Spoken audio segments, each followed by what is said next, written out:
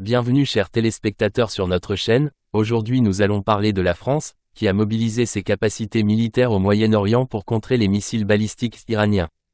Le palais de l'Élysée a annoncé que le président français, Emmanuel Macron, a condamné avec force les nouveaux attaques lancées par l'Iran contre Israël, affirmant que Paris a mobilisé ses capacités militaires au Moyen-Orient pour contrer la menace iranienne. La présidence française a déclaré dans un communiqué à l'issue d'une réunion du Conseil de défense que Macron a demandé au Hezbollah de cesser ses activités terroristes contre Israël et son peuple. Macron a également demandé aux autorités israéliennes de mettre fin le plus rapidement possible à leurs opérations militaires au Liban, affirmant que Paris organisera prochainement une conférence pour soutenir le peuple libanais et ses institutions, et que le ministre des Affaires étrangères français, Jean-Yves Le Drian, se rendra à nouveau au Moyen-Orient.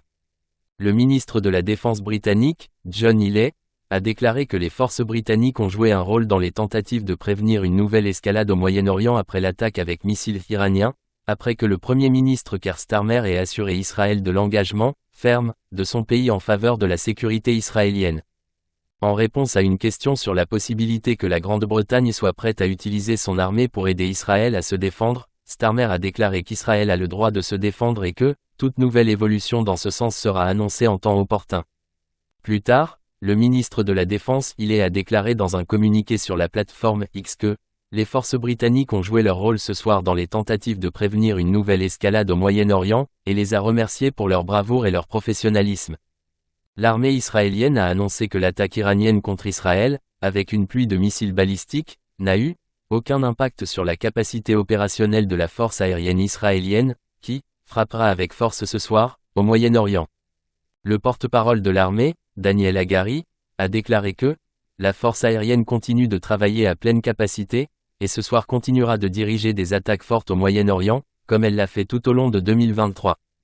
Hagari a accusé l'Iran de commettre un acte dangereux qui a poussé le Moyen-Orient vers l'escalade.